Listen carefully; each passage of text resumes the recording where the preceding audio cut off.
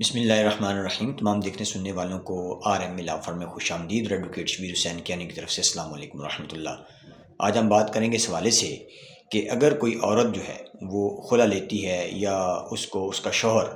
طلاق دے دیتا ہے، تو ایسی صورت میں اگر اس نے دوسرا نکاح کرنا ہے تو اس کو کون سی قانونی کارروائی جو ہے وہ مکمل کر کے جو ہے وہ دوسرا نکاح کر سکتی ہیں وہ۔ تو اس حوالے سے آپ کو آگاہ کریں کہ اگر کسی عورت کو تنسیخ نکاح ہوتا ہے تو ایسی صورت میں جو تنسیخ نکاح کی ڈگری ہے وہ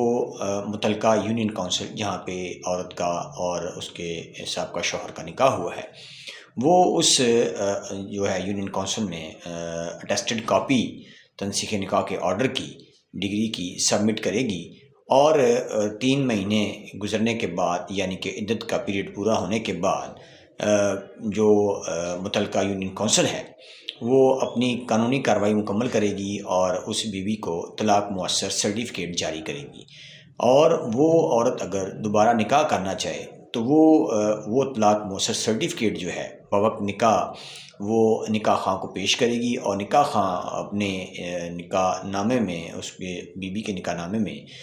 جو انٹری ہے اس کو درج کرے گا، اور وہ طلاق مؤثر سرٹیفکیٹ جو ہے وہ اپنے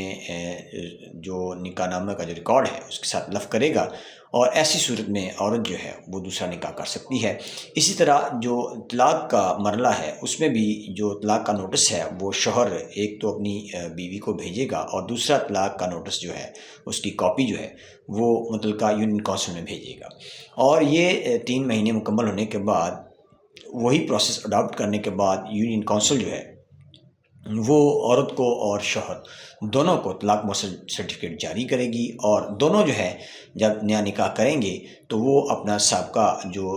طلاق مؤثر سرٹیفکیٹ ہے وہ نکاح خواں کو پیش کریں گے، اور نکاح خواں اپنے نکاح نامے کے جو رجسٹر ہے اس میں انٹری مکمل کرے گا، اور دونوں کا جو نیا نکاح ہے وہ تکمیل تک پہنچے گا۔